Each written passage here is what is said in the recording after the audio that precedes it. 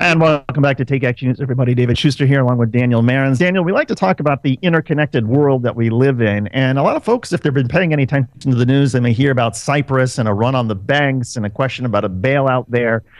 And I always like to remind people that, because our economy is so interconnected, that problems in a place like Cyprus, they can spread and they can cause instability in Europe, which can then cause instability here in the United States.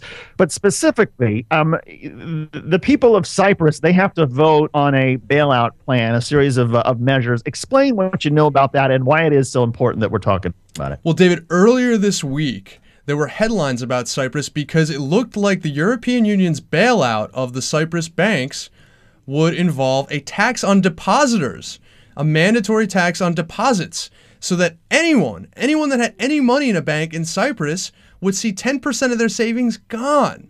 Think about what that means. I mean, that's extremely unprecedented, and it prompted people to start withdrawing their money before the tax took effect, which of course could lead to a tremendous run on the banks. This was a dumb idea, but of course it was justified under the pretext that many of the largest depositors in Cyprus's banks are believed to be Russian mobsters and plutocrats. Okay, or oligarchs, I should say. Get my terms for cloistered rich people confused. But of course, this was unacceptable. The Cyprus government voted it down, and there was major civil unrest. Now it looks like there'll be other people taking a haircut instead. So the Cyprus government is, it's the government that is about to be bankrupt, and it looks like they're going to issue other conditions that are more acceptable to the Cypriot people. Well, they're going after pensions, that anybody who's been a state employee that's got a state-run pension, that some of that money is going to ultimately be contributed back to the government to try to get the government to balance its books or start to move in that direction. But I mean, you sort of wonder for the government of Cyprus that's looking up and needs to somehow try to raise money in some fashion.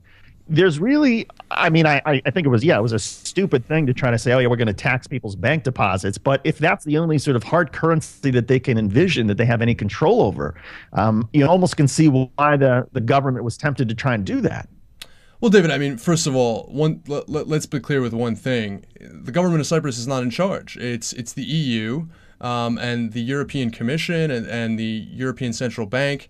And of course, the most powerful economy in the EU is Germany. And Germany has weathered the recession extremely effectively. Much of the debt that Cypriot banks and the Cypriot government owes is owed to German creditors.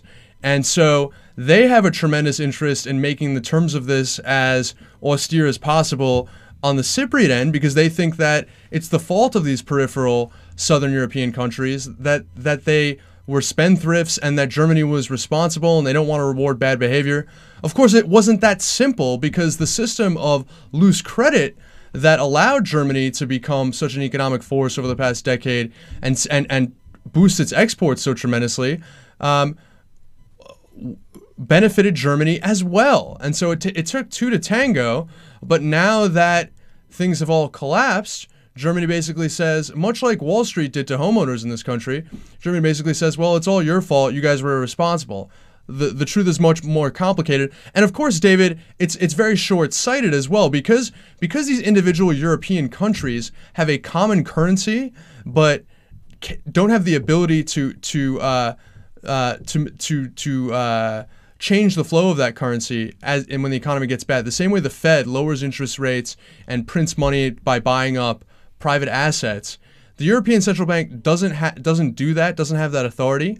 And these individual governments don't have the authority to borrow during an economic downturn. And so the fact that they are limited in that regard, and that they have decided not to change the rules in such a way that would allow them to do that kind of stimulus, and that would allow them to either, whether it's through monetary policy or fiscal policy, has meant that Europe has really never recovered from the recession. And if they're learning the hard way that you cannot dig your way out of the hole with austerity alone.